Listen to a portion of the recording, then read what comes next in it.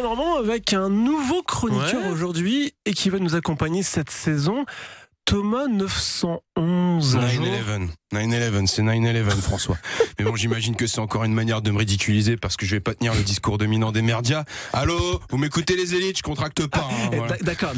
Thomas, vous êtes podcasteur alternatif avec votre émission Toute la vérité vraie, spécialisée dans les théories du complot. Des théories. Ah bah tenez, voilà, tiens, faites-vous un chapeau en alu comme moi François, ça vous évitera de vous faire laver le cerveau. Là. Attention à pas aplatir votre permanente avec par contre.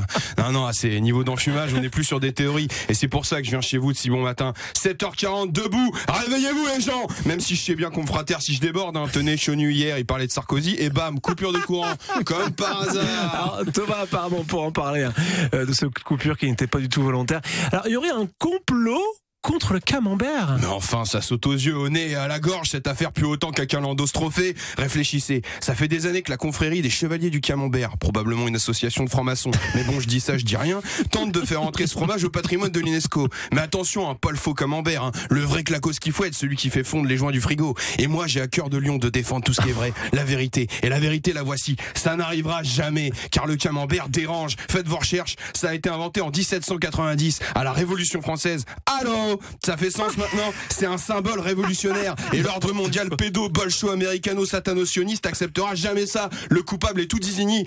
Surtout que le camembert c'était la première arme bactériologique. Pas besoin de couper la tête du réau, le roi en vieux français. On l'aurait fait abdiquer en lui faisant renifler un seul puant. Maintenant, le chef de l'État il est carrément complice. Il a même carrément un camembert à son nom. Président, tout est connecté.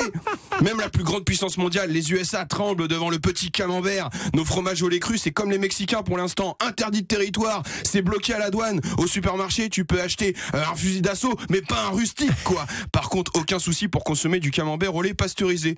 Pasteur, oh là là, le grand gourou des élites qui a mis au point les vaccins pour nous contrôler comme des moutons, comme par hasard. Ça va d'ailleurs les vaccinés du Covid? Vous nous captez sans fil là, j'imagine, merci la 5G. Mais Thomas, pourquoi l'UNESCO refuserait une telle inscription? Oh là là, François, comme vous êtes crédule, parce que vous croyez encore que l'UNESCO ça existe? UNESCO c'est une couverture, un anagramme pour Union nazie extraterrestre sous contrôle orbital. C'est les extraterrestres fascistes qui mènent la vie dure à notre fromage à pâte molle. Tout ça pour affaiblir la Normandie et mieux nous envahir. C'est une alliance avec les rivaux là, les reptiliens de la Mayenne et leurs bons mayennais. Vous savez, la boîte où il y a des vieux qui regardent une boîte sur laquelle il y a des vieux qui regardent une boîte sur laquelle il y a des... Ah, encore une stratégie d'hypnose, mais ça marche pas sur moi. Je suis comme le camembert moi, AOP. Oui, je suis AOP, absolument omniscient et parano.